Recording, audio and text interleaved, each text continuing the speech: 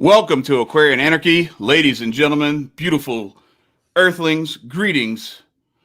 You see Marcus and Nico down at the bottom of the screen, and we have our very special guest, Nickolas Wildstar, is in the building. He's on mute. I see the beautiful Recall Newsom in the background there. Let me real quick before we completely dive right in with the interview here, remind everybody, if you haven't already, hit the like button. We don't care if you have not watched this video yet because it's live. Like it anyway. And subscribe if you're not already subscribed. Hit the share button. Share. Remember, 2 shares to speed the spread of this podcast. And go to our Patreon. We love our patrons. Love all of y'all. Marcus, you still owe me a list of all our patrons so I can read it live on air. Send it to me during the show, and I'll do it at the end. And go check out the merch store too. All the links are in the description. You will see that below. But without further ado, let us welcome our very special guest while he lights one up.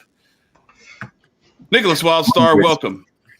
Thank you for having me, man. It's a pleasure to be here and meet the both of you. Definitely, I know Marcus all too well, but I'm happy to be here with you all.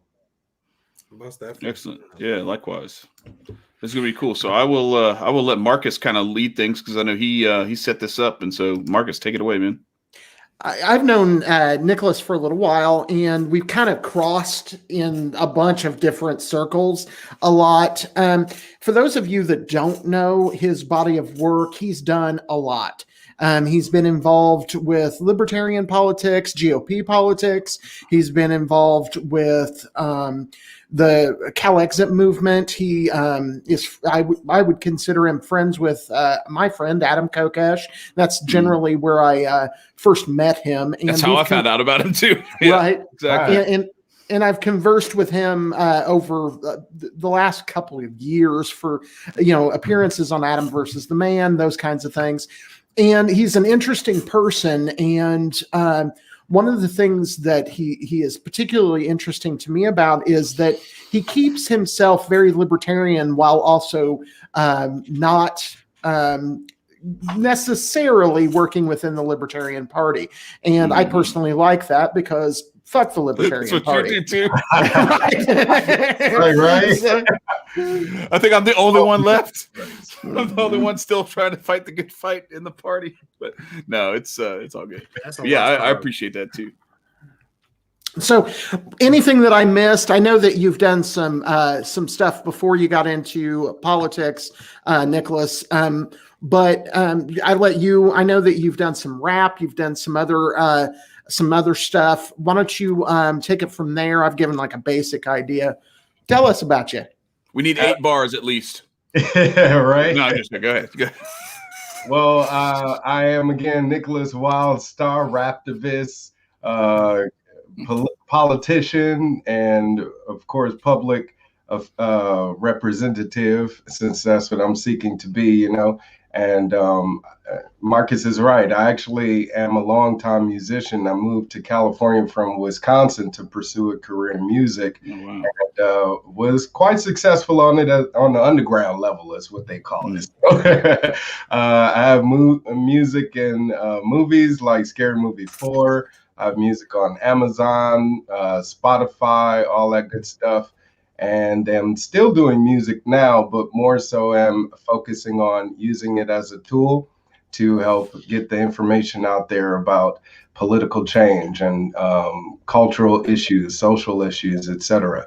So I saw this kind of change happening within myself as an individual around my mid-20s or so, and just being more aware about the world around me, the government, and its instrumental role in my day-to-day life as a hardworking person out here, providing for myself, since I did move 3,000 miles away from a place I consider to be home to establish a new home on my own as a teenager. So I was very independent-minded, am still independent-minded, and will always be. And being here in California, I got to see a little bit of California politics firsthand in the recall effort to get Gray Davis out of Boston back in 2000. A while back, yeah. So when that happened, I was helping other people that I knew collect signatures to recall Gray Davis. And unfortunately, we ended up with Schwarzenegger. But here we are again in 2012 or 2021 now. Shit. Reversing that. Yeah. So if we get him out, then we would have been successful in recalling 2 governors in the history of California. And that's what we want. I've been actually instrumental in collecting signatures to get him out of office as well over the past few months, and am continuing to do so now as a candidate running to replace him as governor. So a little bit about my political history. I was a long time Occupy Wall Street protester. Well, not in Wall Street, since I'm out here in California. Occupy LA, Occupy Orange County, San Diego, Occupy Sacramento, all these different Occupy protests throughout the state that I've been involved in, and anonymous protests as well.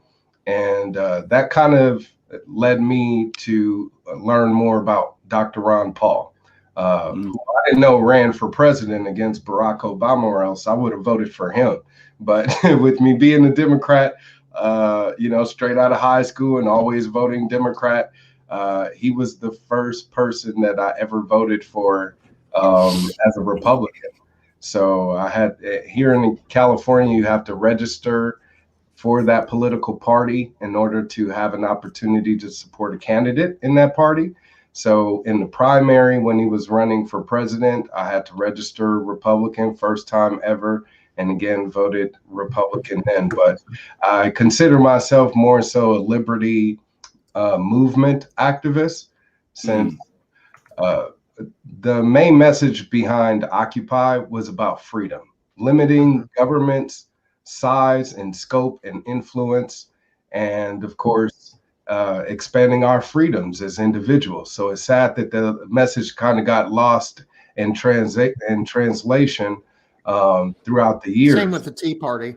Exactly. But to me, it's always been about that. And I was supportive of the Tea Party too, until the money, came into play. What happens with every, revolution is it gets astroturf. Some influx of money comes in, and it changes the influence, it changes the course and the agenda. And I wanted to stay on task with that. So I started to focus on running as a candidate myself, basically put my money where my mouth is, since all of us talk about the problems that politics cause. Why not do something about it, Right. Instead of talking about community violence and homelessness and drug use and whatever else, I wanted to be the person that had a role in changing those policies. So I ran for governor in 2014. I was an independent candidate. A write-in candidate, got about 12 votes. I ran again in 2018 and was endorsed by the Libertarian Party, and won their nomination as an endorsed candidate and got almost 12,000 votes. So I'm running again, as I said, in this special election to recall Gavin Newsom. Only this time I'm running as a Republican, like Ron Paul did in his 2012 campaign. So I'm hoping to bring the message of liberty and maximize freedom and minimize government to a larger stage by running as a Republican. We have a California resident in the building. Rita is in here. She says, I saw that. California in the house. Yeah, so she's looking. Trust me, she is no fan of the current governor. So she's looking for an answer. So yeah, is California for you guys to recall 2 governors? I know, right? Yeah, and that's within the 20 years that I've been here in California. Right. So in its entire electoral history in the state, 2 governors, 2 Democratic governors, again, in a state that's considered to be ultra Democrat, ultra left leaning, and more so embracing of a lot of socialist progressive policies. And here we are again in this boat where we're not happy with it. The people of California, and it's not just the people on the right, like Newsom is going around saying on the news, that it's just Proud Boys and Trump supporters and, you know, I guess alt-right supporters, but that's not true at all. I mean, I'm the you first. do have the haircut for all right. Just saying. So we were talking about that. Yeah, and I put your Twitter handle up there on the screen, the real cue ball. Yeah. So you know, it's like you're now you're living up to the name. You know, it's Right. funny. But we were talking about that before we came on the air. Like I hardly recognize you when Marcus put the picture up for the thumbnail. I was like, who the fuck is that? That's not. I'm used to the dreads and everything. And I asked you. I said, what's the matter? You think the white people in California are scared of a black man in dreads? And what did you say? You said, I said more black people, believe it or not, are afraid of the black man with dreads than the white people. Believe it or not, when I was running for sure for office, more people told me that I should cut my hair and clean up my look to appeal to the masses, and they were black people. Believe it or not, the majority of them were black people. I had a few anonymous emails, and based on the tone, I could tell that they were, you know, not black people, but face to face. You know, when I've been going door to door introducing myself to people, they'd look me up and down and say, "You're running for office," you know, and of course. Oh, wow. I would get judged that way, but yeah, it's sad that it boils down to a matter of perception and image, right? For you to be taken seriously as a candidate. You know, your name could be on the ballot. You could have paid thousands of dollars to market yourself, but you know, if you don't look a certain way, then people won't take you seriously. So, right. Yeah, it's sad.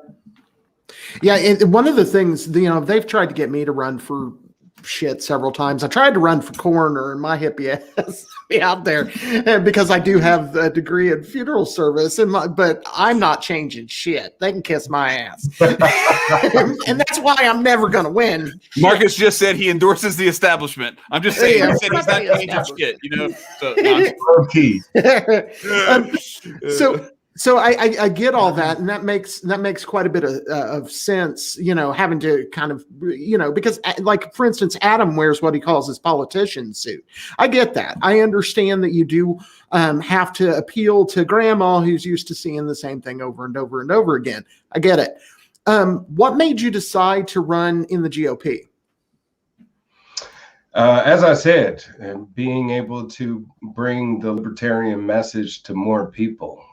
The one thing that I did come to find with me running as a libertarian candidate in the last election was I was just completely ignored by mainstream media and most voters. Just speaking to them, they would love the things that I was talking about and all of the changes that I was proposing to make for the state. And then they would ask me, well, are you running as a Republican or a Democrat? And I say, libertarian. Oh, man, you're not going to win, you know? Yep. Yeah.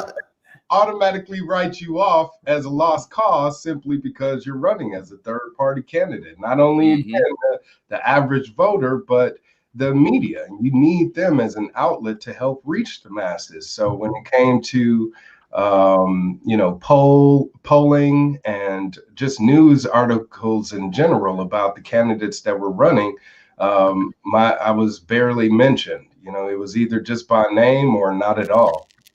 Sure.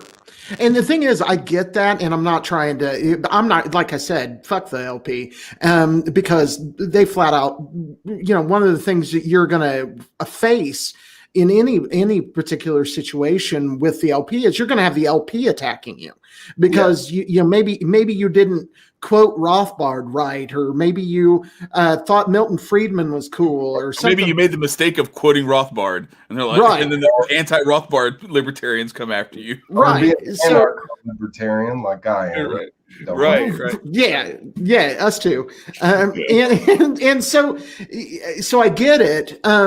And frankly, I have a friend that's considering here in Indiana running for Congress here in a couple of years, and we were discussing stuff. I said, the first thing you need to do is make sure nobody knows you know me. We'll start there. The second thing you need to do, because in Indiana, he'd be fucked if they found out that he's got a really good friend that's an anarchist. But on top of that, I said, don't run in the LP. That's suicide. Don't do that. If you actually want to win, if that's what you want to do, then run in the GOP and just, try to pull the GOP with you. I don't necessarily think that it's effective, because I don't think electoral politics is going to largely change anything. Exactly.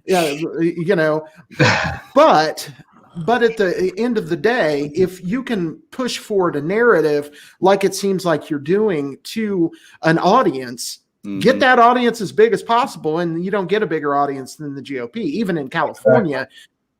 So I wanted to clarify. Politics and the many voters, many people that I've spoke with care more so about just the person sticking true to what they say more than anything. It doesn't matter what your political party is. That's more so what they're looking for more than anything right now. But just competition wise, of course, it boils down to that dualistic mindset that people are in, where they must choose for either team red or team blue to feel like they are, aren't wasting their vote. So it's sad that people have that mindset, but I think I can shift that again through discussion of policy, which I talk about these things: cutting taxes and making California a constitutional carry state, decriminalizing all substances, making California energy independent, where we have our own, utility company where it's free service being provided to the people of California. And a lot of people love these ideas and are very supportive of them. And when I tell them that I'm running as a Republican, they're even enthusiastic now about, even more enthusiastic now about supporting me. But the one thing about the Libertarian Party itself is it's sort of failed as a vehicle out here for political change, simply because the people of the community are wanting to have that opportunity, are looking for that organization, that outlet, but are not finding that. And the Republican Party pretty much is non-existent here. I mean, we have a Democratic controlled state. It's a Democratic majority across the board, just even with registered voters. So the Republicans pretty much gave up on the state. So I'm not running as a Republican or registered Republican candidate or a GOP member. I'm running as a registered Republican promoting the Libertarian Party platform. Nice. Question. Okay. Why do they make you register under like Republican or Democratic? Because in Illinois, I don't have to do that shit. It's California. It's just California, and it's a way to discriminate voters, Okay, and, so in the primary, for instance, in the presidential primary, if there is a partisan president in office, whether it's Republican or Democrat, in the primary, in order for you to vote for an opposing candidate, you have to register for that party. Because, like with Ron Paul, because you already had Obama in office, all of the candidates running for president were just Republican candidates, And so in order for you to participate in that primary, you would have to register Republican until the general election in November. So it's a way, again, to limit the amount of participants in the primary, as well as, again, limit the opportunity for more people that would vote for a Republican candidate to do so. Because a lot of people, they think they're a Republican or a Democrat or even a Libertarian. That's just your voter registration. You're just a registered voter for that party. You're not a party member. And those are the ones really making the calls behind the scenes. Would you be able to Sure. like register under 2 parties, or is it strictly like, no, you're a nigga, so you got to stay alive? Exactly, pretty much, yeah. I was a Democrat before I had to clarify and say, no, I'm not going to be what you want me to be. I'm going to be what I want. Shout out to Libre TV for when we get canceled on YouTube. We'll only have the one home. We are streaming live, simulcasting on YouTube and on Libre TV for when they come after Nico for that comment. But no, I'm just fucking with you, man. It's all good. we say all kind of shit on here that's liable to get us kicked off at any moment. But it's all good because we got the free platform Libre TV holding us down too, so it's all good. I do my best to be politically correct as much as possible. Hey, then we will have to stomp on you. Yeah. Right. So do we want to ask Rita's question so he can have an answer? Get a chance to answer that. Oh, shit. Okay, so Rita said, sorry, Chad. It's all good. Do I think voters are swinging to the center right to the nomination? Or let's see. All right. So with John Cox winning in 2018, that was really an anomaly because he wasn't expected to actually win the nomination. Nobody thought he would. Mm-hmm. But that's money in politics and power and the influence that they have, and pulling the strings and making sure that they're selected, not elected. So John Cox was really just a rhino propped up by the establishment. So the GOP can feel like they've done their best to present a candidate that can compete against Gavin Newsom, but he wasn't. He was expected to lose, and he's expected to lose again were he to, I guess, be propped up again by the Republican Party. He's already declared himself as a candidate and said he's going to be running in the 2022 election. Who knows if that's going to actually happen with the recall election, because he'll have to spend money twice. And that's the one thing candidates don't want to do, is spend a lot of money and lose. And he's a perfect example of that with the Republican Party, is that, I don't know how much money he spent, but I think in the last gubernatorial election, it was over $200 million spent between the Republicans and Democrats. And I would say maybe half of that is expected to be spent in this special election that we're going to be having before the end of the year. But California still has a scheduled gubernatorial election next year. So if I was being strategic and as John Cox, and wanted to make sure I'm making my money count, I would just focus on 2022, because you're only, even if he does get elected, he's only going to be in office for a year or two before, it's a possibility he'll get reelected. So that's why whoever wins to replace Newsom, it's extremely imperative that they show and prove if they want to keep that seat in 2022. If they don't, then they definitely will lose, hands down. Yeah, and speaking of the possibility, and I realize that the likelihood that you're going to win in the special election is low. I get that. If you were to win, what issues are most important to you? Where do you start? What do you do? First thing is the economy. That's the one thing that's affecting everybody in the state, large and small. Is the lockdowns being imposed on them by this tyrannical governor, So I would immediately lift the lockdowns, let businesses get back to normal as they did before this whole pandemic panic, and leave the choice up to them on if they want to have people wear masks indoors or not. They shouldn't be forced to do so. It's like, well, what's happening in Texas? Even though the governor lifted the mandate, you still have businesses that are imposing that mask requirement on customers. So now it's a matter of a legality issue, and those businesses most likely will be sued because of that. And we want to make sure that the people of California, that their constitutional rights, their natural rights, their human rights as individuals are protected and respected. That's exactly what I'll be doing as governor. and upholding that constitutional oath, which does not authorize any governor to be telling people they need to stay indoors or wear a mask, or businesses that they need to shut down. So no unconstitutional actions from Governor Wildstar. I'll also get to work immediately on criminal justice reform and removing qualified immunity for officers, judicial immunity for judges. A lot of people don't know this, but judges, believe it or not, have immunity. So if they act outside of their oath or abuse their power under the color of law, they can't be removed as a judge, and they're appointed a justice for life. So they can't be removed even through election. They got to be removed through, some type of, impeachment process.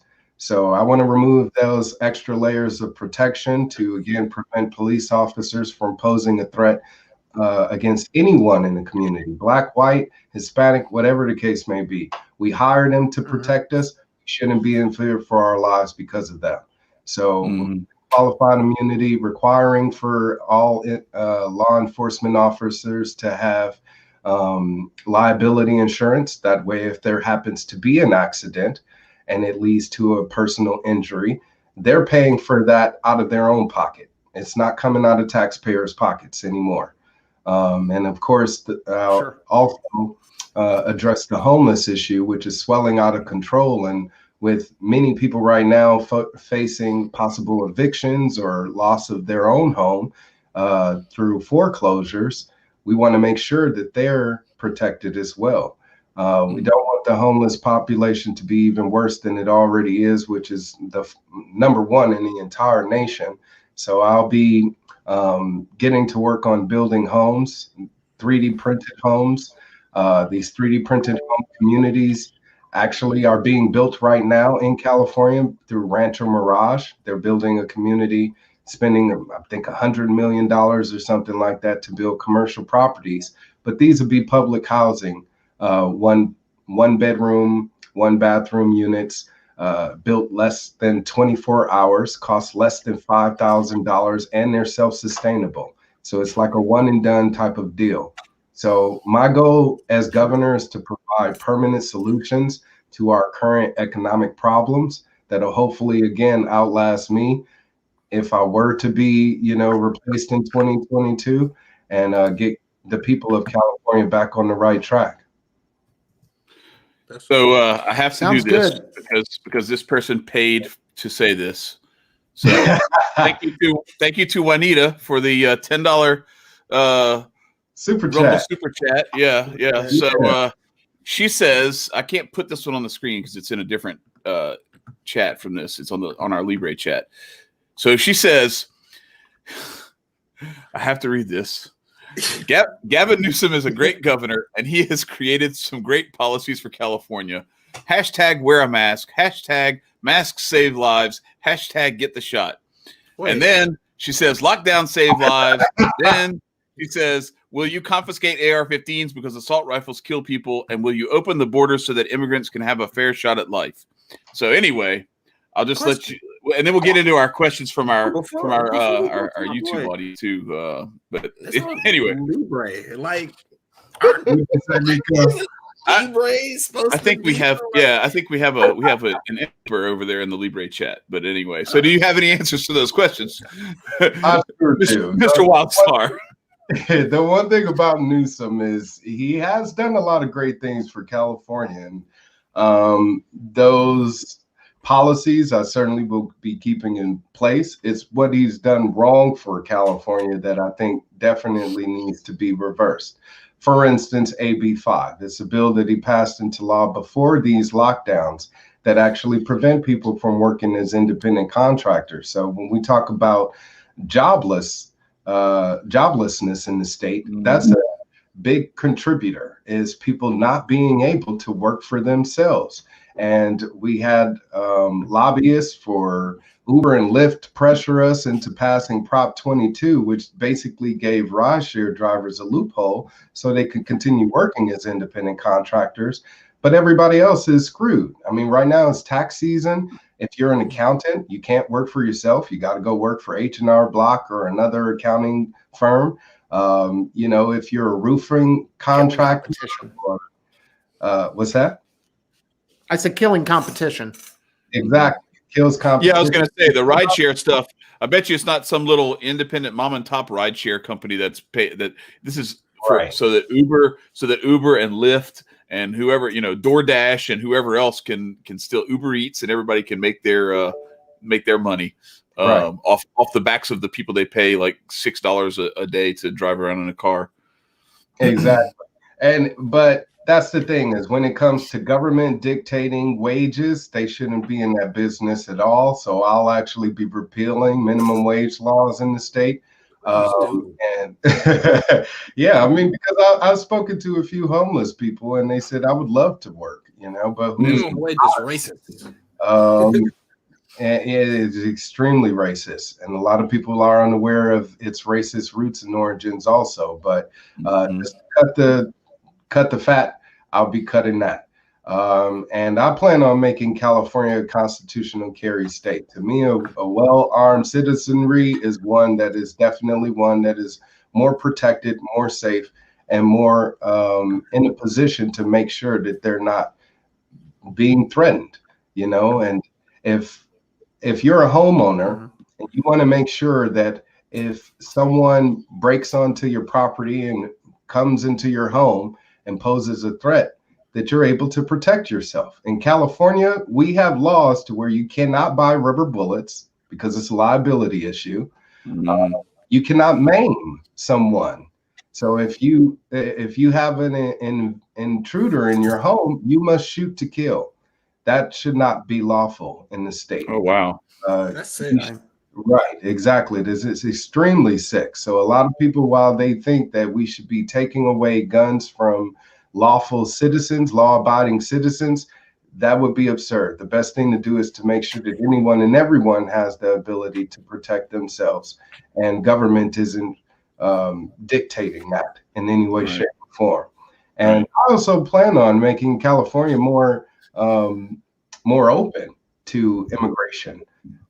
I personally think that, of course, just looking at its origins and immigration policy, that it's racist.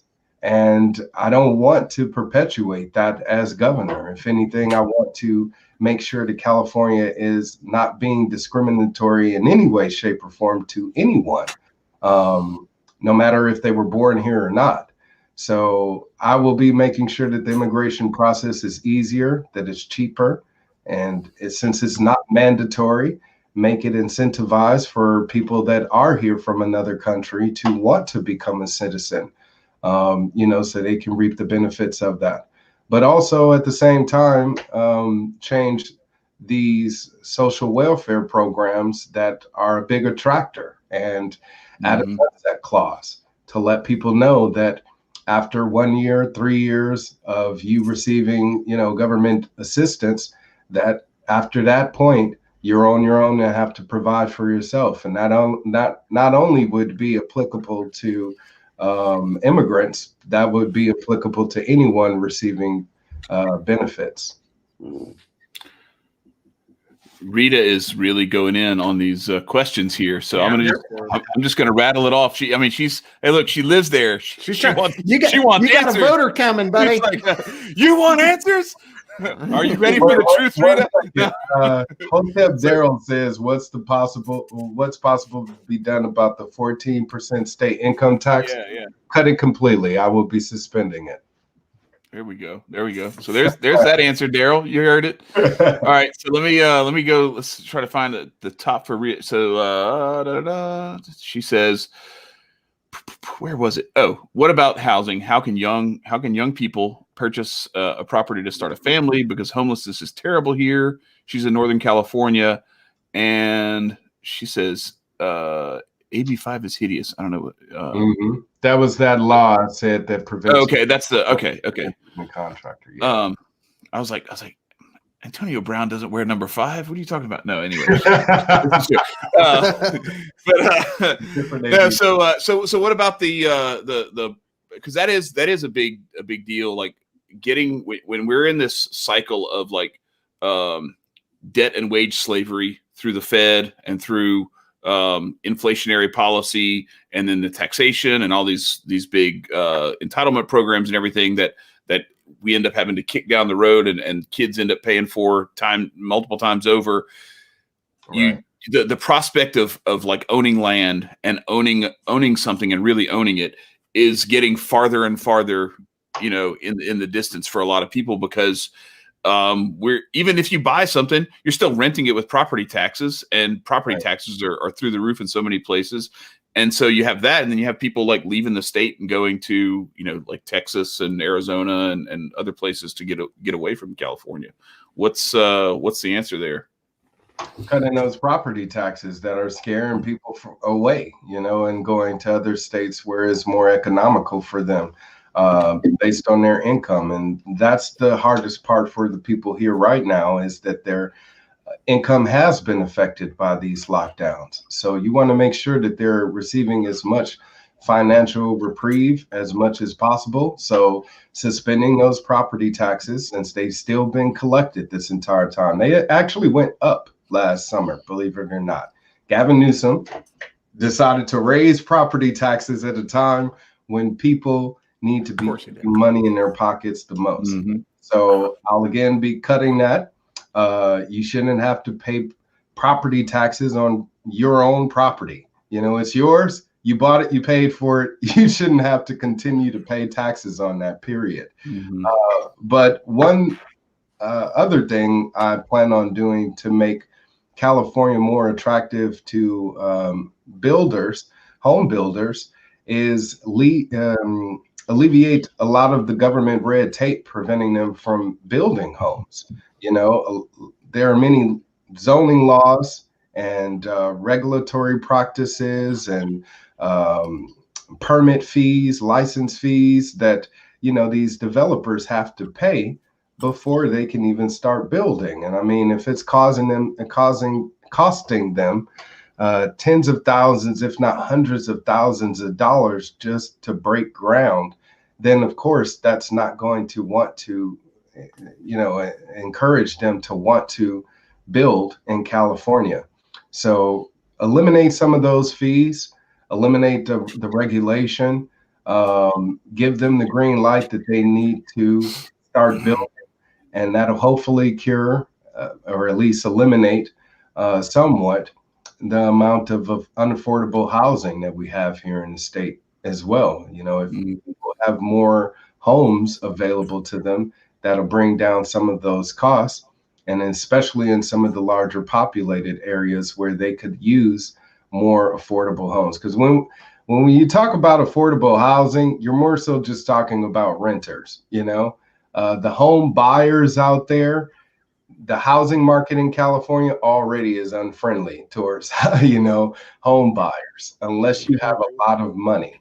So we want to reduce those costs to allow those new home buyers to now have that opportunity here in the state. And another thing that I think that would help in that is by, opening up some of these federal lands to development. Some of the native indigenous tribes that are here and indigenous people, let them have access to that land first to start building on. So what's that? I was just agreeing. No, I'm totally agree. You barely hear like good forms of reparation to like the people that have been like expedited from the areas, if that's the proper word. You feel me? So no, keep going.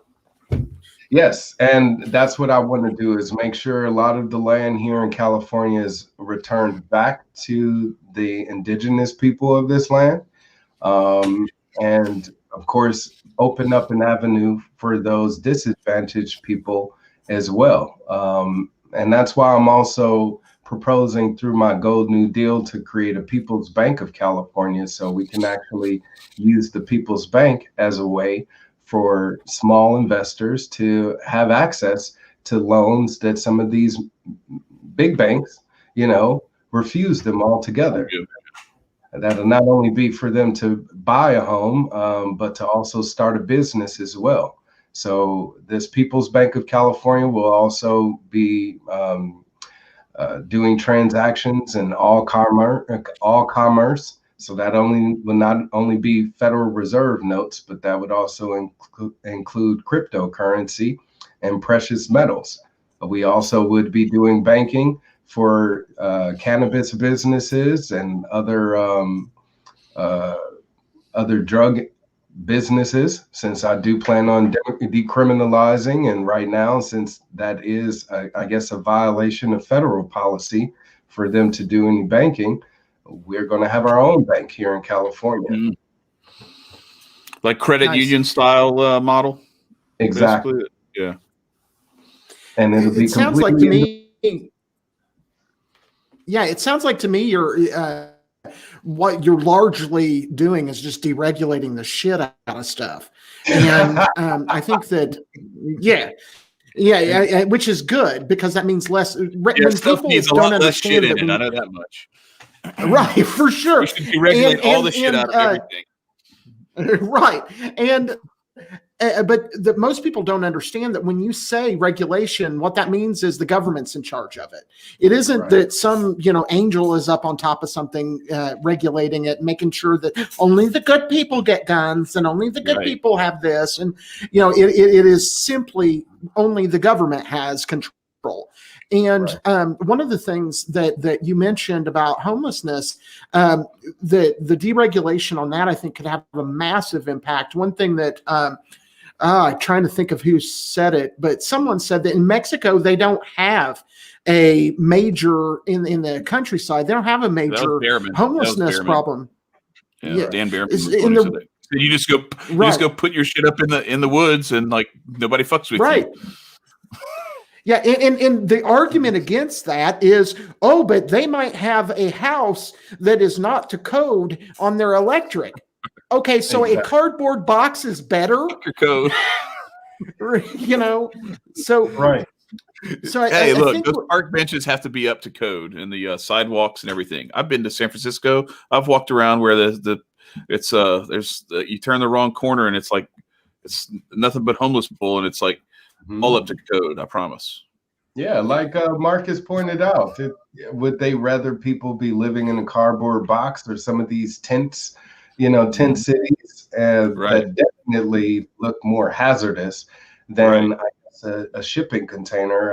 I've read a few stories where there were shipping containers that were retrofitted to be like tiny homes, and the government stopped development of this and stopped them from being provided to people of the community because they weren't approved.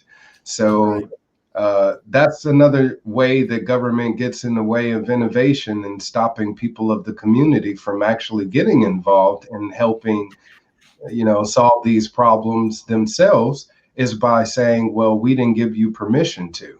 I spoke with the contractor who does, I guess, asphalt, paving and all of that stuff. And he said, man, I would love to fix the potholes right outside of my house. But guess what? If I do, I'm going to get fined by the city for doing so. So that's crazy. Exactly. Very crazy. Especially when, again, you have people in the community that have the ability, they have the resources, they have the desire to want to fill that void, but yet again are being blockaded by government officials. So my goal as governor is to do what Marcus said, remove all of the regulatory practices that have prevented all of these issues from actually having more options available to, reduce them altogether.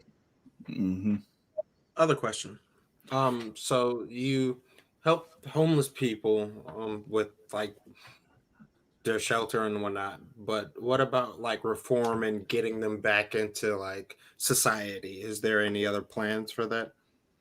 Absolutely. I think that's where a lot of these organizations, longtime organizations that are more outfitted and more knowledgeable, have more experience Churches. about exactly churches. to get involved. Give them the money to deal with the situation and provide the services, wraparound services that they've always had. It's a shame that I'll speak with, representatives from private organizations, and they're better funded. They're operating at a better capacity and are running more efficiently than some of the public service programs. So what's the problem there? The problem there is that the public service, organizations, they're getting the money, regardless of if they drop the ball or not. That needs to be acceptable, to where, again, we're focusing on them receiving that money based on, based on productivity and results. So the same thing could be done with everything when it comes to police officers or teachers, that their pay should be based on their performance, based on, instead of them receiving a fixed income and not having to show or prove to earn that money. Nice. I want to kind of take a little bit of a left path for a moment. And Chad, soon I want to get him into the indoctrination chamber. Well, wait, before you take a left path, let me read, since we're going to the left, let me read this. Sure. Super chat. I have to. They paid $12 for me to read this. Look, I just want everybody to know, if you pay us, I'm going to read your chat. I'm going to read your chat no matter what you say. This thing says, I'm not reading the other ones. I'm not going to read the other ones. Yeah. So Chester says, for $12, is Wildstar his real name? All the black people I know have last names like Jones, Jenkins, and Williams, and that is not racist. He said, and that is not racist because I voted for Joe Biden and I support Black Lives Matter. What would he do to hashtag Stop Asian Hate? So, well, first anyway. things first, to whoever just said that, don't say, I'm not racist because ... That is automatically. I think what we have is we're being racist, to some degree. We have risen to the level. We are so popular that we have people who now pay to troll us with these questions. So I'm happy. I will take it. Is you mad? I don't care. No, it's drifting season 24/7, 365. So let's go. Yes, sir. Anyway, so Marcus, go ahead. I asked the question. You don't have to answer. Go ahead, Marcus. Well, yes. Wildstar is my real name. My father gave it to me. You would think that's how it would work in this country, Right. You not only have the black people that have their slave given names, but you actually have the black people that said, I'm going to create my own identity, just like you had some white people here, European Americans, do the same damn thing. So you inspired me. All right. So that's what we're doing here is with Nickolas Wildstar, a new family tree for the black ancestors in my lineage. I still think he's got a black friend, though. I really do. I think that our buddy that paid us $12, he's got a black friend. I promise. I promise. Oh, my sister's cousin married a black guy. I'm certain of it. I'm not a racist because I'm not a racist. ... Right. So partially, though, not fully. Right. Just a little, just tiny little bit. No, where I wanted to take it kind of briefly before we bring you into the chamber is I know that like myself, you support Marcus Ruiz Evans and his effort to separate divorce from the United States and California. What brought you to kind of align yourself with CalExit? Well, I actually learned about CalExit, I think the last few years of the Obama administration. I heard about it and the CalExit movement, and it piqued my interest because when you talk about federal policies and the harm that it does to the people of California, I mean, you can look no further than its drug policy, which in California, before we passed a law to recreationalize marijuana, we had a medicinal marijuana market, and that conflicted with federal regulation. So there were tons of pot shops that would get raided. Patients would get arrested and fined for simply buying medication. So it was a practice that was getting out of control. And you had a lot of governors, sit back and allow that to happen.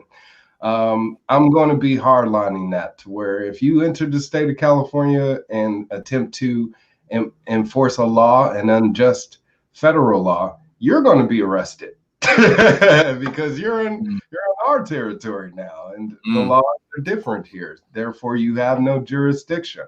That's the way that it should have been, and that's the way it will be with me as governor.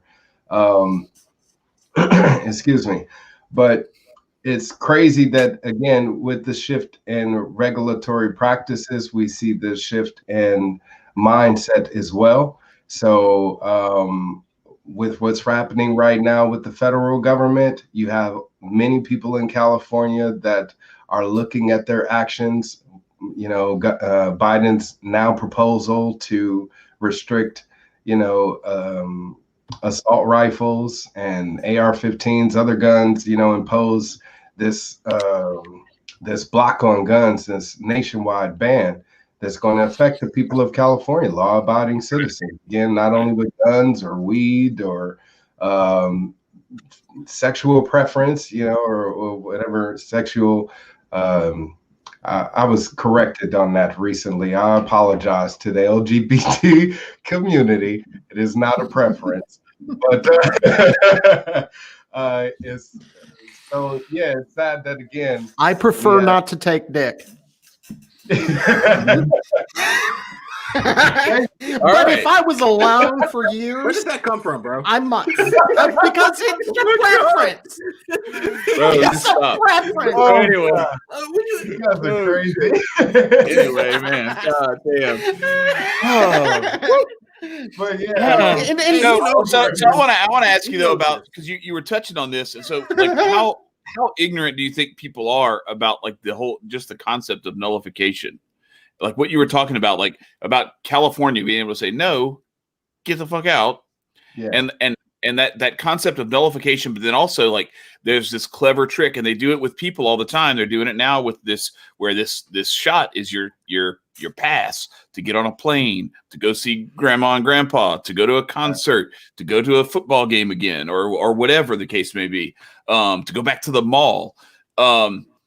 What the federal government has done too to make nullification a little more tricky is, well, now if you don't abide by this law, well, then you don't get this federal funding for this program. Right. You don't get this, you don't get that. So they've made a very, very cozy relationship with the state legislatures and the governors to make it to where so much of this stuff is so entangled now that even if you try to nullify, there's a consequence on the other end of that, and you have to really get that buy-in for people to say, yeah, you know what, I'm cool, cut me off. Exactly. I don't want to live here anymore. It's like an 18-year-old trying to bust out of the house or whatever, and it's like, okay, cool, but I'm not paying your car insurance anymore. Exactly. And I'm not paying, you know what I mean? Like all that kind of stuff. And it's like, that's where you turn around and you tell them, you know what, I don't need your money. I don't need you anymore. Yeah. Exactly. Right. Yeah. I mean, California is the 5th largest economy in the world. So outside of the United States of America being a, global economic power, California on its own is exactly that. It provides, over half of the nation's fruit and vegetables. It's a worldwide leader in the tech industry, in the fintech industry, and the entertainment industry, and manufacturing. I mean, we'll be okay. So if the federal government wants to cut us off from funding, that's perfectly fine, because as governor, I don't expect on taking any federal funds anyway. If anything, I plan on limiting the amount of money that California is sending to the federal government to continue to prop up its social welfare programs. So we're going to be chopping that off, chopping that relationship off, keeping that money here in the state and helping those in need first and foremost instead of anyone else. So if the federal government has a problem with that, then we'll deal with it when the time comes. But secession won't be off the table with me. My goal as governor will be making sure that I'm changing the living conditions of the people here first and foremost, so they can see how California independence, benefits them the most. And if it boils down to us again having to make a separation between our state and the United States, then we'll declare ourselves the nation state that we are. Sure. And let's be clear, they're already trying to do some of this shit. One of the things I said today on Twitter was that this new gun grab that Biden is doing is the second attempt this year at trying to cause a civil war. And one of the things that, because they know they are not that stupid. Yes, government sucks. And yes, there's a lot of overarching, they're dumb, but there's a lot of smart people that work in government. They know that if they go after people's guns, they're going to have a problem, especially in middle America. This is going to be another attempt, because they tried to do it when Trump left. They were trying to get people to get all the civil war out. What I think California will be able to do, if they are successful at least a fake civil war attempt, is California will be able to say, you know what? I'm not participating. You fix yourself. Right. I'm going over here. And I think that is where the future lies for a lot of independence movements. And I don't mean just like a state seceding. I'm talking about independence down to the individual. Again, I think the trend is going towards localization. And I think they may overplay their hand. And I think California is pretty uniquely positioned to be able to say, you know what, y'all are fighting. I'm not playing. California is kind of like the teenage son that's 17 years old, mom and dad getting a brawl in the living room. And he says, you know what, I'm not playing this game. And he goes to his buddy's house, and I think that's really the position that California finds themselves in. And obviously I support that. So that being said, the gun community in California is abysmal. How do you improve that? By repealing the gun laws here in the state. And that's what I said is, as governor, I will be immediately nullifying any and all unconstitutional gun laws. You know how they say, what are you going to do in your first 100 days? Well, I plan on achieving that first 100 days in just one day. My first day in office, I will be signing a series of repeals and nullifications into law, maybe even a few executive orders. We'll see. But it'll all be based on, again, reducing the amount of the size of government and its involvement in our day-to-day lives, and protecting us from national policies like them wanting to disarm the people of California. We need to make sure that we, again, are able to protect ourselves and are armed to the teeth. I mean, we're the West Coast, so we are on the border. We want to make sure that we're protecting our borders from any foreign threat, as well as any domestic threat as well. You have a lot of domestic terrorist groups now popping up and posing a threat in our communities. So best way to make sure that the people of California are able to protect themselves are making sure that they don't need a license or a permit or an approval from government to do so. Or a waiting period or some other bullshit where it's like, right. Or somebody threatened me yesterday. Y'all won't do anything about it. And so I just got to wait. I got to wait 3 days. I got to wait a week. Yeah. Out of here. Or if you're a medicinal marijuana patient in California, you can't purchase. Question from Daryl. Do you know about the lawsuits between California and Polymer 80? I'm not too familiar with it. I believe it has to do with like a gun fabrication company, like 3D printed guns or something like that. But it's stupid. You know? Anytime the government wants to come in and sue you for doing something, exercising a natural right, there's a problem there. And that's what I'm saying with regards to criminal justice reform. This would be complete reform of the law system in general, not only the way that law enforcement officers are doing their job, but the laws that they're enforcing. You know, the best way to make a police officer's job easier is take away some of the stupid laws that they have to enforce.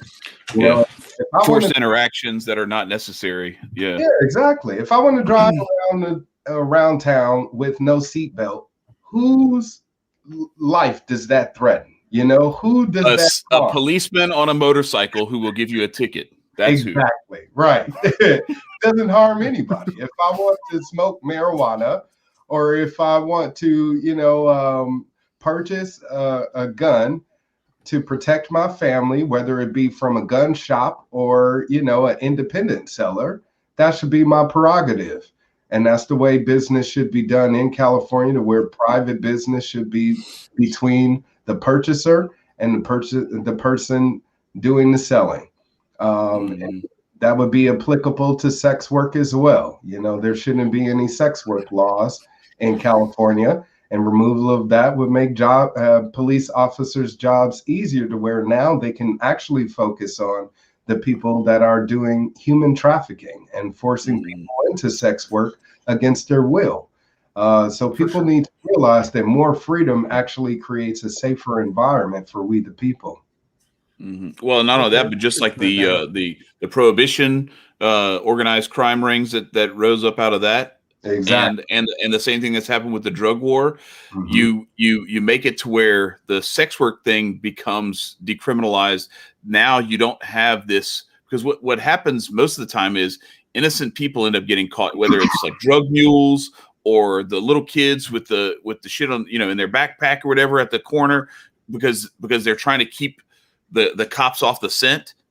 so they send a kid or a woman to do it or something like that.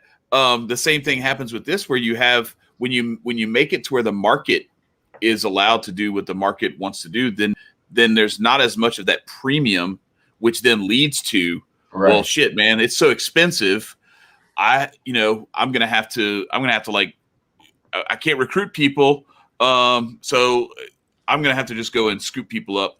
And then there's also, I mean, a lot of it. We've talked to Eliza Blue, who's a survivor and a survivor advocate of human trafficking, and to hear her talk about it, this was something I was unaware of until she talked about it, that it's not as likely for it to be a kidnapping or anything like that. A lot of this is like long grooming processes where people are taking their time and making someone feel comfortable, and then at that point it's too late, and they feel there's attachments and things like that come with it too. I don't want to speak too much about it, because my knowledge of it is very cursory, but I think it's born out of that, when the government is involved and you have all this over policing, it creates these shoved underground darker markets that wouldn't exist if this was more out in the open, where sunlight can disinfect it.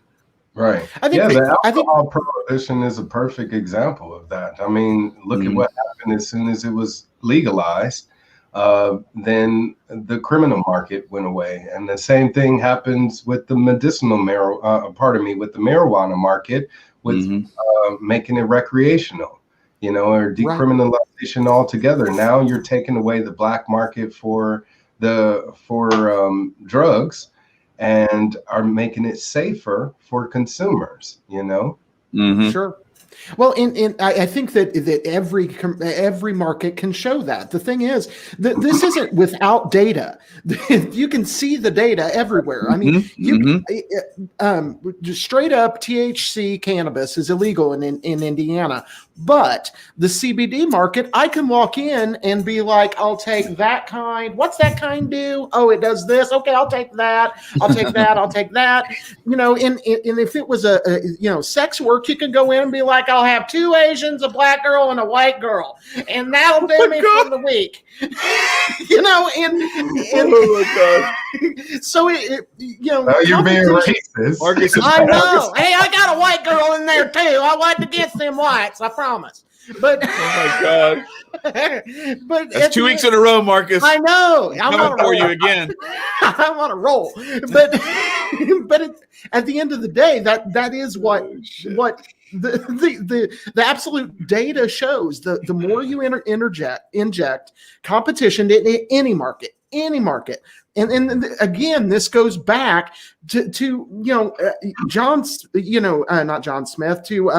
Adam Smith. You go back to the foundation of capitalism. He showed in his treatise, he showed that the people who were more moral and more ethical were the people who allowed for competition and allowed for people to compete.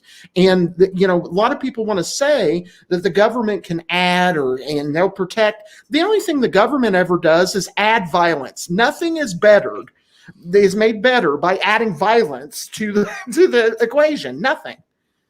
Yeah, and it's by threat of violence that these supposed good ideas are being imposed on the rest of us. You know what I mean? For sure. If it was really a keen idea where we all were happy about it and embraced it and we're excited about it, then it shouldn't come through the threat of violence that if we don't comply, that we will be harmed in some sort of a way, whether it be financially or physically. And that's the threat we actually all face if we supposedly break one of these rules by our authoritarians. And that's exactly what they are. We got to start calling for what they are. Yeah. What they are. These are authoritarians because you got 4 grown men right here. If I told you all that you needed to respect me, and pay me a portion of your money, you'd be like, "Who the fuck are you, man?" Right. On what grounds? And what am I going to get for it? And God damn it, I'm going to hold you accountable to that. No, but it's funny how.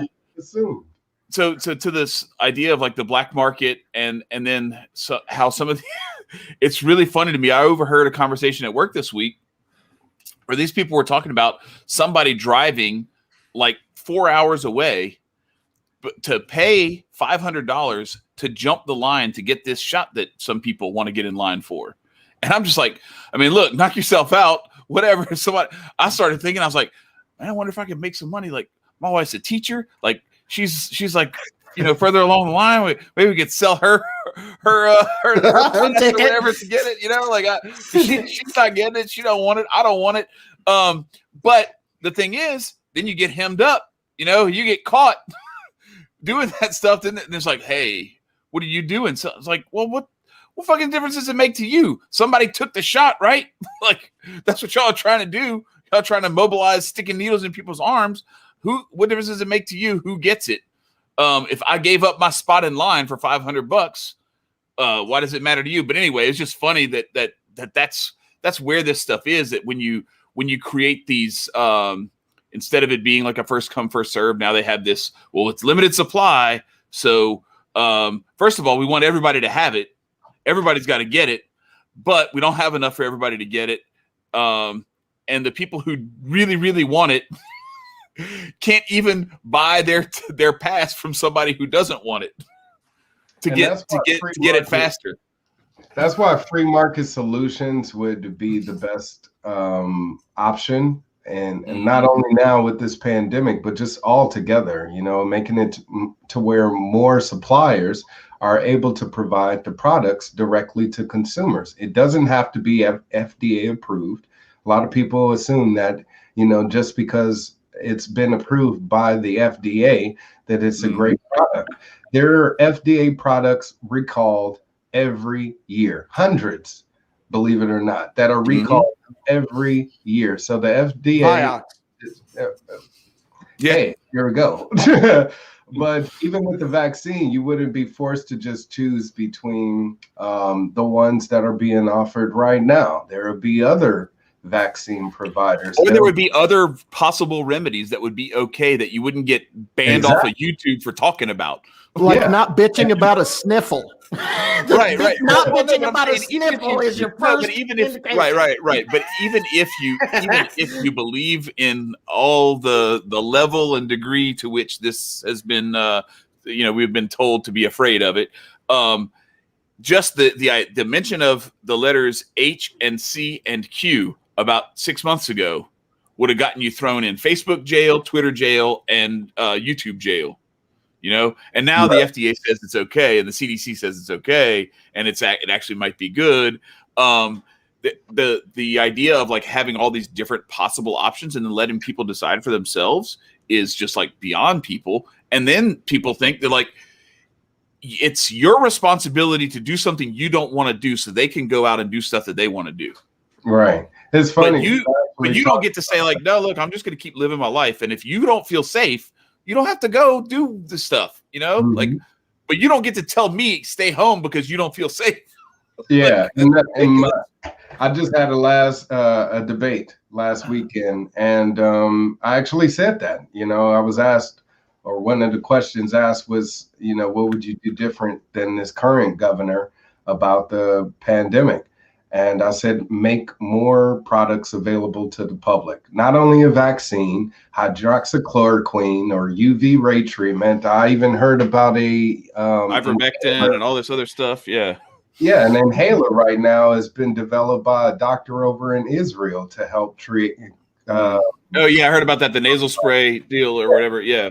Exactly. Yeah. So why aren't the public being given the opportunity to take advantage of all of these different methods of treatment? It's because they're in the pockets of big pharma. You know, Newsom right now is going around parading around the state to pressure people into getting this virus. And he's touting about how over 100 million doses have been given out so far, and, you know, more to come. It's like, you want to make sure every person in the state of California has received a vaccine. And the teachers in Los Angeles right now are suing the school district because it's law in California to where in order for you to work in school or go to school, you must be vaccinated. And now they're including this experimental vaccine for coronavirus. Because it is still just in the trial period, people. It's not an approved vaccine, so it's in the experimental stage. The government officials don't want to tell you the truth, you know, but that's just the fact of the matter. So if you choose to put this into your body, just know that you are being experimented on, and all of the facts aren't being provided to the public. They aren't being told that even if they take the vaccine, you could still contract coronavirus and die. What's the point of you having to go through that if it's not providing you with any sort of comfort or relief at all? It's just so you can gain approval from the government, so you can go on about society, like you said, get this vaccine passport so you can fly or attend a concert, or now even just meet with family and friends. Right. He came out and said, if you had second vaccination, now you can meet with friends and family, you know, and not wear a mask. Well, like they must not know me. I've been doing that shit all along. Exactly. I got news though. Man. Hey, don't worry though. These little vaccine passes and whatnot, don't worry. They'll go ahead and get you a little tattoo on your hand soon, and I believe it'll have 3 numbers on it. And stop, man. Just stop. you know, and you can just go on. Yeah, just go to Libre TV where we will still have a show. All right, so let me talk about while we're on that, RFID this chat is blowing up with questions. I have one more. I'm going to ask Corey's question in just a second, but first I have to just read this thing. He paid $10 for me to say this. I'm going to read it. Shout out to Chester again.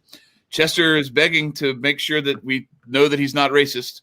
He says, "I am not racist, and I am happy that he knows his father." Oh my God! But he's Most of my look, I don't write this shit. I just read it. I take a picture of it so I can prove that I didn't make this shit up. I'm reading what somebody paid $10 for me to read. It says most of my black friends don't know their fathers. I also voted for Kamala Harris. He said, I also voted for Kamala Harris and dated 3 black women in college. Oh my God, I hate this. I feel like I'm being tortured right now, but it ends funny though, so I'll give it that much. He says, my tax dollars go towards welfare and Section 8, and plenty of black people get that. Jesus Christ. Hashtag totally not racist. Hashtag, this is the kicker. So these last 2 hashtags are great. Hashtag Blue Lives Matter. Hashtag defund the police. So what? Clearly, that's what I'm saying. Okay, we have a troll on this. It says I'm not racist. So anyway, with that, I have to ask this. A few people have asked this. Rita asked this, and Corey asked this as well, because Corey, I'll let you know a little bit about Corey Frazier. He's one of our friends, G. Frage. He's over at Libre TV with the Brown Paper Bag podcast, the Purple Pill Politics podcast. That would actually be a really good place for you to go if they're interested in doing an interview there. That would be a great place for you to go. It's like they'll talk about whatever, go into any different little rabbit hole about the fuckery that has been going on since the beginning of time in this country and all over the world. But Corey's story is really cool. He comes from he got caught up and ended up spending, I think it was 17 years. Corey, correct me if I'm wrong, 17 years in prison. And so he's very concerned with the rights of felons who have served their time. If I served my time and I completed everything, like you said, this is what I have to do to get my rights. But why don't the gun rights get restored?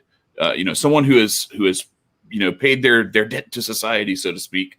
What is your take on that? On the gun rights, the Second Amendment rights of convicted felons? Yeah, he said 17. That is correct. They should never have been taken away to begin with. I mean, like I said, when it boils down to human rights, just you having God-given right to protect yourself, no man should be able to take that away from you. And unfortunately, that's what our law system has done, is it's assumed that authority to be able to strip that natural right away from us as human beings. That should never be the case. And excuse me, for anybody that was convicted of a felony and has served their time and are looking to sort of clean their record, California is doing its best to correct its ways. Just recently, there was a proposition on the ballot to restore voting rights to felons. And it would be for anyone that isn't on probation or parole or doesn't have any pending charges. Now they are able to vote. So that's great, but your right to vote shouldn't have never been taken away from you to begin with either. So rights can't be taken away. Exactly. And they can't be given either. That's the thing. They just are. It's like when somebody told should be like when you go to a restaurant in the South and you order breakfast, like you just get grits. Like that's it. You just get grits. That nobody takes your grits away and nobody has to give you grits. They just come with the meal. It's just, that's it. So your rights are like in the South anyway. They just come. Right. That's how it needs to be, man. And they shouldn't be limited by government officials simply because they're having a bad day. I actually just experienced this myself when I was charged for contempt of court for recording. Oh, yeah, I remember that. You recorded yourself. You recorded I recorded myself in court, a public place, and was charged with contempt of court because they told me, put your cell phone away and stop recording, and I refused to do so because I let them know. In the first place, like, I put my phone right there and just like, right. Well, I let them know, hey, I have the constitutional right to freedom of press, and the Sixth Amendment said this should be a speedy and public trial. And in traffic cases in California, there is no court recorder present. So everything that happens in traffic court is off the record, which, brings in hundreds of millions of dollars in revenue for the state each year. So why is all of this happening in secrecy? I chose to record it to show why, and they didn't like that. So I put the videos on YouTube. They went viral, and I ended up getting charged with contempt of court because of that. So I was recently found guilty of that, believe it or not, by a judge who, while he was on the stand, said to the jury and on the record that this has nothing to do with constitutional rights. This has everything to do with court authority and Mr. Wildstar breaking court rules. Okay, rules are not laws. wow. You broke protocol, and that's it. That's like, Hey, here's the kicker for you. So what were they saying? What were you facing? Or are you still, I guess you still maybe, I don't want to get you in any kind of trouble or anything like that with it, but I was facing 6 years, believe it or 6 years? not. Yeah, that's okay. God Yeah, damn. a year per charge. I was charged with 6 counts of contempt, each with a maximum penalty for a year. Thankfully, I wasn't sentenced to that maximum. I was just recently sentenced and given 40 hours community service. What is it? 30 days in jail, which has been stayed if I can complete 1 year of informal probation, which is basically just stay out of trouble, for the next year. And I will have an extra 30 days tacked on to my sentencing. And they also charged me $570. So I had to do all of this just to, again, or as penalization for me exercising a constitutionally protected right. You like living in California? Shit. Don't act like you live in Chicago, Nico. What the fuck? It's just as bad, if not worse there. I don't start no shit. I be in my business, minding my business, reading my books, Mr. Corey. Oh yeah, shit. Corey was going in on you about the books. I forgot to say. So the kicker to all of this is, I'm being prosecuted for recording in court. Well, my trial was broadcast live on YouTube. Of course it was. That's awesome. That's awesome. Because they can make money, but you can't. Oh Right, my God. They can make it public. I cannot. I didn't get permission. But Rita is right. If a person does have a felony, they aren't able to pass a background check and get a job. That definitely is not fair. We will be stopping that practice here in California, where you won't be able to discriminate against someone because of their criminal history and their criminal background. Matter of fact, just remove them being able to ask that altogether. And, hopefully we shouldn't have that problem. But expungement should also be part of the judicial process. It is not. Just like with me, I've had charges that have been dismissed. It's still on my record. I have to go through the expungement process just to have it removed. And even with these current charges, I'm fighting to appeal it right now. So the people of California will never have to deal with this again. So if you want to help me with that effort, please make a contribution to my GoFundMe, Free Wildstar on GoFundMe. But I'm appealing this. So if I were to win, I would still have to go through the expungement process just to have it removed from my record. Oh my God. It's nonsense. It's like the cheese touch from fucking anybody. My kids read all the Diary of a Wimpy Kid shit. They gave me the cheese touch. Oh shit! All right, so are we doing this, Marcus? Oh yeah. And you get to start it this week, man. I think. What's that? Oh, I'm telling him to close his eyes. So okay. Yeah, so if anybody in the audience has any history with seizures or anything like that, then look directly at the center of the time to avert your eyes. It is now time. I don't think this is gonna last very long, but we're gonna do it anyway because it is a segment. It is time to take Mr. Nickolas Wildstar into the Aquarian Anarchy Indoctrination Chamber.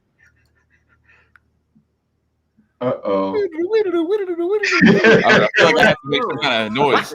Yeah, it's slow. So I'll start it off. Okay, so Mr. Wildstar. Yes. So you're running for governor. So let me try to figure out a good way to start this thing off. So what is the best thing that a governor can do for the people? That's a good question. Get out of the way. Get government out of the way. The best way to make the people of California happier is by improving living conditions. And that not only includes the cost of rent and, goods and services, whether it be food or utilities, but also the services that are being provided to them by the government. We talked about police services, protection service. That should be of a golden standard to where it's being appreciated by members of the community, opposed to being damned, being looked at as being a nuisance and a threat more than anything. We have gangs in our law enforcement agencies out here in California, gangs that have infiltrated sheriff's departments, police departments, and they need to be purged. So the people of California need to feel safe by those providers of protection in their community. Of course, with taxes, we can, eliminate these taxes to where the average California doesn't feel like they're being nickeled and dimed just to live in the state. Some of these larger corporations, as well as the small ones, they want to hire more people. They want to expand, but the costs are too damn high. Whether it's them having to pay new employees $15, since that's the minimum wage here in California, a forced minimum wage, or them having to pay a certain amount of money in taxes just so they could operate their business. So I'll be eliminating those business license fees. I'll be eliminating business taxes altogether, so we can join other states in the union that enjoy those types of benefits, and eliminate those individual taxes on income and property and excise taxes for utility, so they can again live in a environment to where they feel like they're more financially prosperous than they would if they were in any other states, whether it Massachusetts or Texas or Nevada even. California should be a live-free state also, since this is still America. So we need to make sure that our policies here in the state are reflecting that, and that's what I'll be doing as governor. Marcus? All right, so I'm going to dig in a little bit. So you've mentioned a couple of times that one of the duties, if you will, of government is for protection. I have a very simple question. When has a centralized government ever protected anybody from anything? That's actually a good point to make. I kind of set you up a little bit, but you started off great, and then you just I was like, oh, Marcus is going to get in his ass now. Yes, the biggest confusion is that clip that one too, Saul. To emergency services, that government is supposed to be there to protect them. You are your first line of defense, period. So with the example I brought up earlier about a home invasion, The police are going to be second responders. They're going to be responding to you and your call to action in that moment. So what government can do to make sure that you're able to protect yourself is give you all the means to do so. Having constricting gun laws in the state is not aiding in that effort. Any type of weapons laws in this state aren't aiding in that effort. In the state of California, having a collapsible baton is a felony, believe it or not. So why would me as an individual be charged and treated as a criminal for protecting myself? That should definitely be a contradictory that we're staying away from. So they want y'all to get snatched. Pretty much. So to be clear, your answer was it can't, right? It can't. What I'll be doing is make sure the government is able to protect you in the way that it can, like through the legal system. You know, if you want to make sure that you have legal protections, then that's where the government comes into play. If you want to make sure that you have protections or your rights as an individual as a protected are protected, that's where government can come into play. So but when it comes to, again, life-threatening moments, government pretty much can't do anything except for respond to you in that time of need.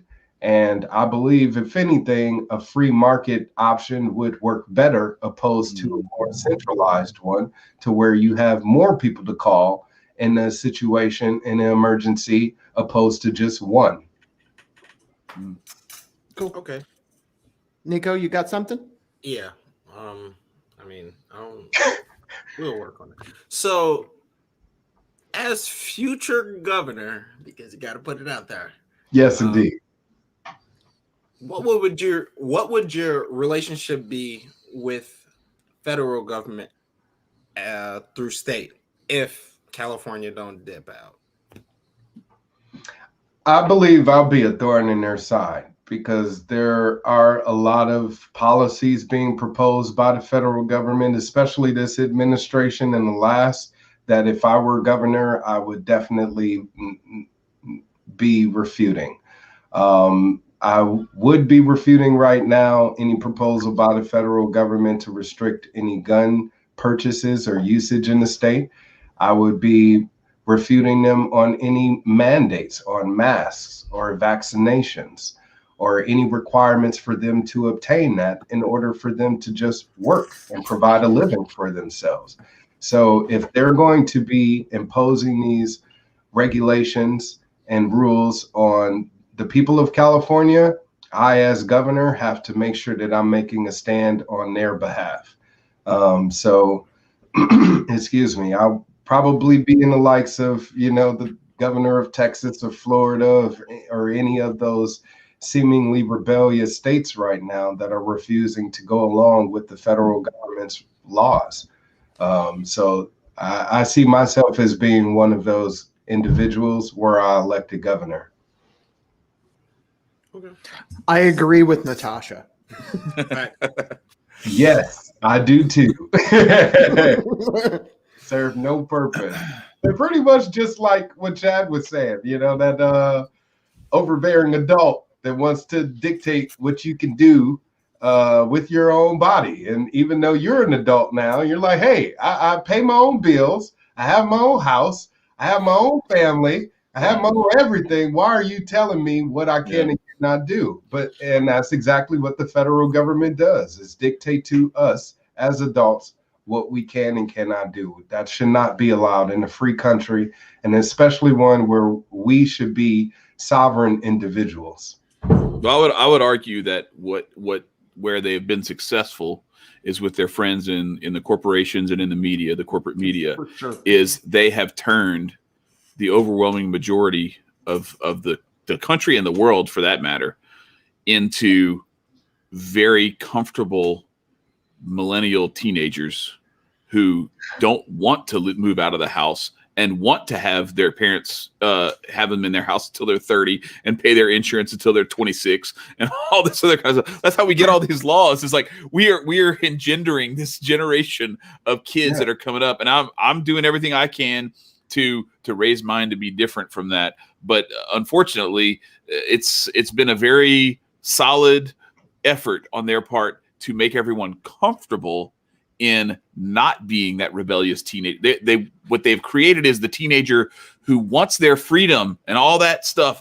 You can't tell me what to do. I'm 18, except I'm going to live here until I'm 30, and you have to pay all my bills. And shut up, mom, you're talking too loud. Bring me more Cheetos. That's what they are engendering. Yes, it's a coddling, and Sure.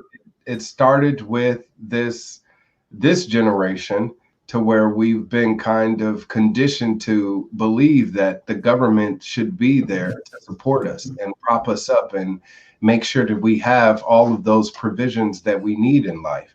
You can see what, maybe people that are older, that they have more of a hesitance and, giving complete autonomy to the government. We've lost that. Where we stopped looking at ourselves as autonomous beings, and instead just people that are being dictated to by, an overbearing government. Like you said, that parent that wants to still tell us what to do. And since we're the 30-year-old living in their basement, we're just going along with it. That mindset needs to stop, but it starts first with responsibility. That's what you're teaching your kids, I'm sure, and that's what I'm going to teach my son and my future children, is you have to be responsible for your own actions. I'm not going to be responsible for them. Your mother isn't. Don't expect any stranger to be. You have to be. And a lot of these life lessons have been lost culturally, societally, to where now we as individuals, we're more so just dependent upon figures in government to provide that structure for us. That needs to stop. So as governor, as a libertarian leaning, governor of California, I'll be making sure personal responsibility is first and foremost. Great. So I think we should go one more round, even though I think I'm smelling the anarch, man. Right. I'm feeling it. I'm feeling it. But I do think we should go one more round. And I want to start with, this should be a softball question. So we'll start it easy. What percentage of you is owned by the government? 0. Yeah. Let me just answer that straight up. I mean, one reason why my wife doesn't like me to drive is because I exercise my right to travel. Period. If I get pulled over by a police officer operating, my own carriage, traveling freely in my own vehicle, then I will be arguing constitutionality with any Gestapo agency that chooses to prohibit me from exercising my right to travel. So I don't carry a driver's license. I don't have plates on my car, and in the business I own as an individual, I do so on my own. I don't have a business license. I'm not seeking one. And me as an individual, I, again, educate as many people as possible about individual sovereignty. I think that's what has been lost the most when it comes to, the identity of the American. Is who is that? We need to recognize first, we live in a sovereign nation and we are sovereign beings. There is no authority over us other than the one we put there. So if you want to be compliant to a government official, you are choosing to be subjected to their authority. If I say as an individual, there is no authority above me other than God Almighty himself, then man, or any government official can't assume that role. And if they attempt to do so, then they're going to have a fight on their hands, because I'm always going to look at myself as a free person. And you would think any person in America would embrace that ideology, but you still have sympathizers of, centralized control and authoritarianism, which is why we're in this case to begin with. So it's up to us rebellious individuals to start acting on our free man, statehood, if you want to call it that, to make sure that we're defending our rights and liberties. For sure. Bars. To quote, right. For sure. He is a rapper. Look at that. I know. He's just right. I got to quote. No, I got to quote. Great. That was great. Right. To finish that up, man, I got to quote our buddy who's in the chat, Hotep Daryl. Make America rebel again. It is time. Yeah. Shout out to Hotep Daryl. Yes. So can we release him? Can we release him from the chamber? I think we have an anarch, guys. Do we have an anarch? Yes. We have an anarch. I think we knew we did. We knew we did beforehand, but we'll go ahead and do the outro anyway. All right, everybody.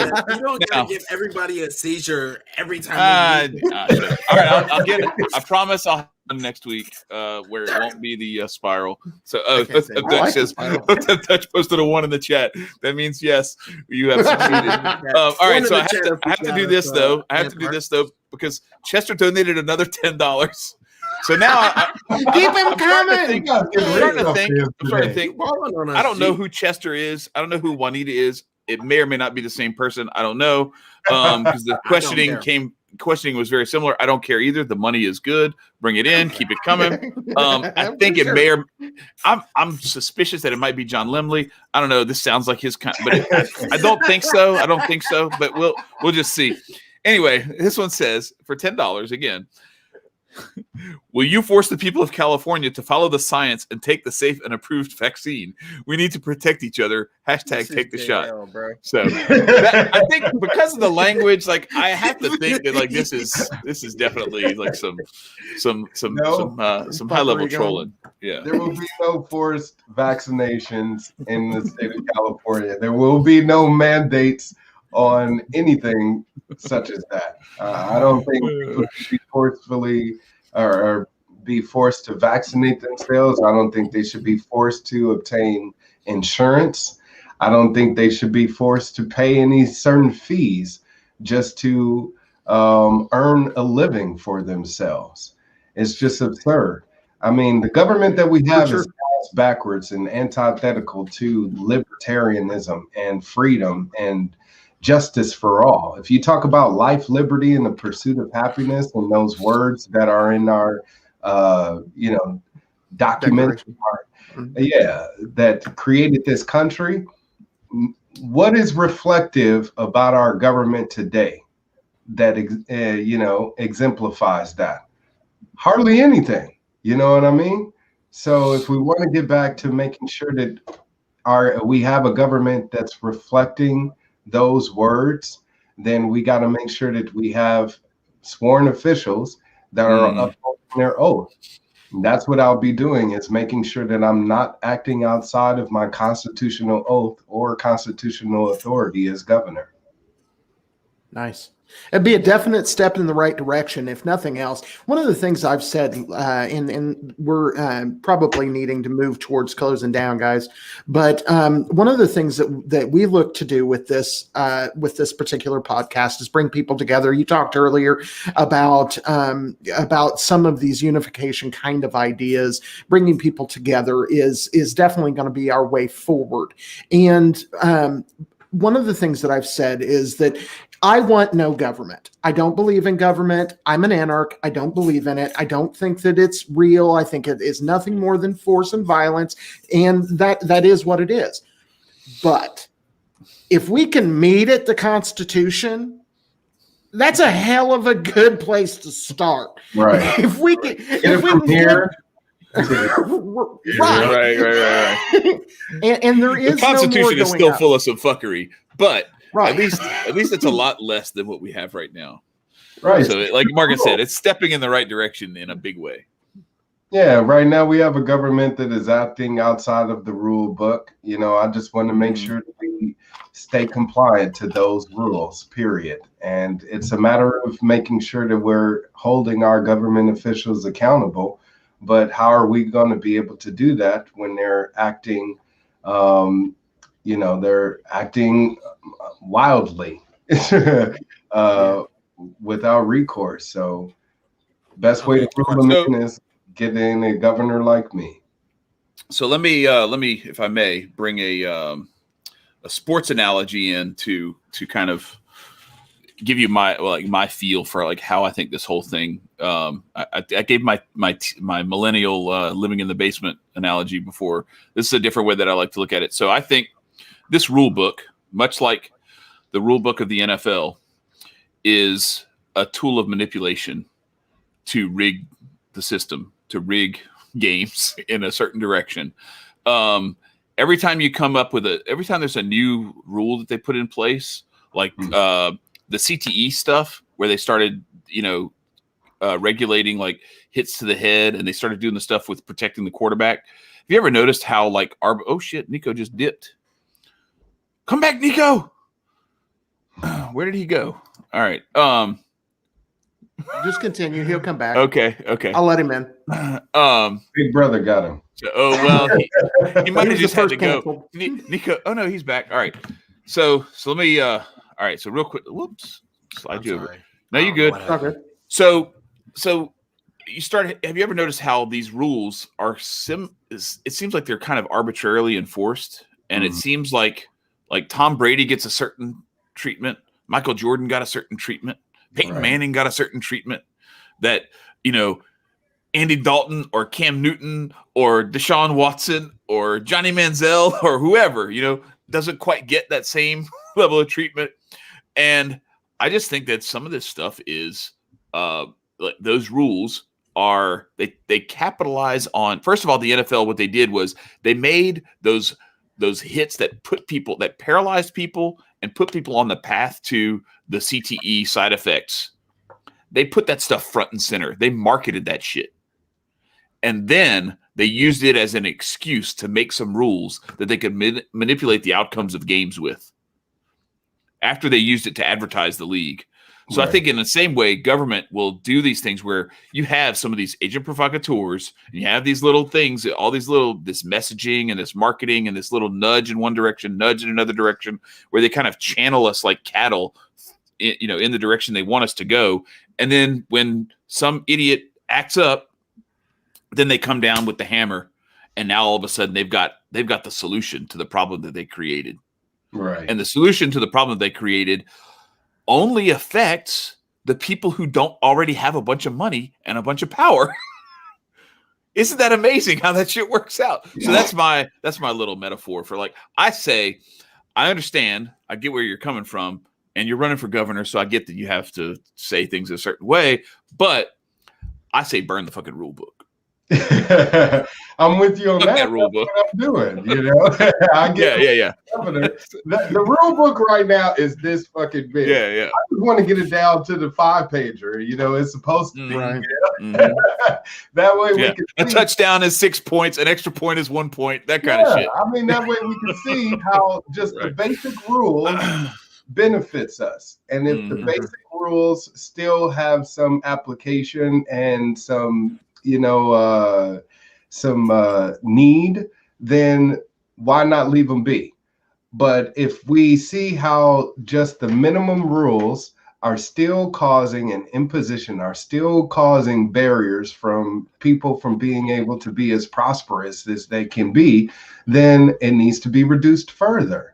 That's the problem to begin with, is that, we have a government that had a rule book this small, but it expanded it drastically. And now it has all of these arbitrary laws that we don't even know what's what anymore.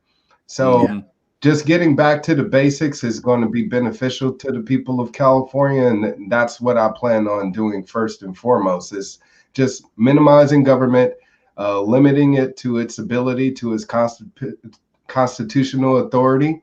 And then, as I said, seeing from there how much more fat we can trim from there. Sure. All right, Nico, it looked like you wanted to say something before I started my sports diatribe. Yeah, I was going to say, in a parallel universe, because we don't want to speak it into this universe. If you weren't governor, what would you do to continue to help people in the sense? I love the way Nico thinks. You feel me? We That's can't good. put it in definites, but what would you do, and what would you do to continue? This sucks. To continue to help people. Right. Well, in the alternate universe, I'm a rap superstar, so a rap superstar. Hey, there we go. All right, I love it. Is a philanthropist, humanitarian, and basically lives on a minor, a meager, income. Because to me, I feel like as long as I got my bases covered, I got food on my table and a roof over my head, I'm good. I don't need to have 20 cars in the driveway. I don't, wear Louis Vuitton or jewelry or none of that stuff. So I'm not the flashy type of person. My lifestyle reflects the type of person that I am. And that's one that is more humble, and I'll always be that type of person. Even if I was a rich superstar celebrity rap artist, I would be that. And I would be, like I said, making sure that I could help out the community with the amount of money that I'm able to earn, or use my superstardom to make sure that I'm able to improve the living conditions of people that aren't able to be heard altogether. I think that's what encouraged me to be a musician to begin with, and not selling out to become this mainstream superstar that I could have been. I could have signed with major labels. I decided to go the independent route. Why? Because I wanted to stay true and authentic to who I was and the words that I was saying, instead of being manufactured for me by an establishment and a system that wants a particular message to get out there. Amen. I love it. So I want to say, Nickolas Wildstar is running for governor. If you guys are in California, vote for his ass. Vote for him. Vote for his whole body. Right. Vote for the whole thing. I am. Don't drop the ball this time. Right. You could have had Wildstar for governor right now. That's right. 2 years. Get Wildstar in there, and until 2022, I assure you will experience the best time you've ever had in California. Sure. There we go. And his social media links are below. Is there anything else you'd like to plug today? Yes, visit my website, wildstar2022.com. That's my official campaign website. Please visit it today. Bookmark it. Share with others on social media. I'm on Twitter, Facebook, right here, Twitter, Facebook, Instagram, all that good stuff. So please connect with me on social media. I'm also on YouTube. So subscribe to my channel. Make sure you get notifications about up-and-coming videos. And please join my campaign. I'm a grassroots candidate, and I need all the help that I can get. So it's all hands on deck for a true revolution for we the people out here in California. One that's not being funded by big banks and big pharma and special interests. None of that matters other than the voice and concerns of the people of California. And that's what I want to do with my campaign. So please visit my website, wildstar2022.com today, and join Team Wildstar so we can bring back liberty to California. There we go. Love it. Hey, Marcus, if you send those links to Marcus if they're not already in, because I don't think all of that's in the description. No, it's not. We'll get like your Patreon. I mean your GoFundMe as well. For your case and all that stuff. We'll get all that stuff in there and add it to the description if it's not already there. And we'll go from there. I have to do this. We have one more $5 chat from Chester. Shout out to Chester. Chester, right. We are balling tonight with Chester. Like we are paying off all kind of bills just on Chester's dime. So, but I have bad news for you, Chester. Chester says, I'm donating to change the name of this show to Aquarian Anarchy. So it is not going to be changed. It is still going to be Aquarian Anarchy. So thank you for the money, but no thanks. We are not changing the name. And that's it. That's so anyway, with that, we very much appreciate you coming on, and we remind everybody to go check out Mr. Wildstar's campaign. Check out his links that are going to be. Some of them are already there. Check those out. But then also we'll be posting some later. So come back and check the chat after the archived version goes up, and because we want to promote his campaign and promote the efforts that he's making. You heard him talk. You heard the stuff that he's about, and we appreciate. He's one of us, people. He's one of us. He's an anarch. You heard that he had that anarch energy flowing when he was talking about how he rolls out on the streets. So don't forget to like our show as well. If you haven't already, hit the like button, hit the subscribe button, and get the notifications. Hit the little bell icon so you can get the notifications. Share it.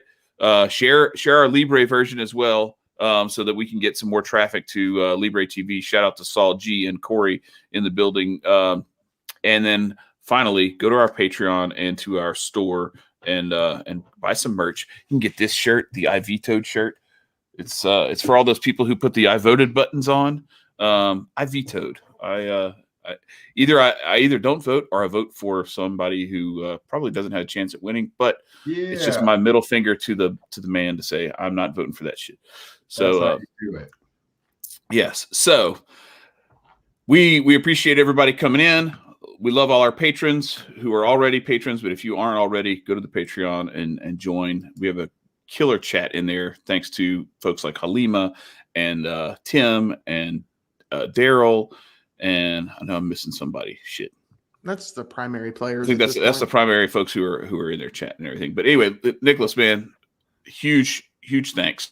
I really appreciate you coming on. For sure. I hope you had as much fun time as we did. Right. Wonderful time. Thank you for having me, and look forward to coming on again. Awesome. We'll set it up at the same time. All right. Thanks a lot. Stay free, my friends. Peace.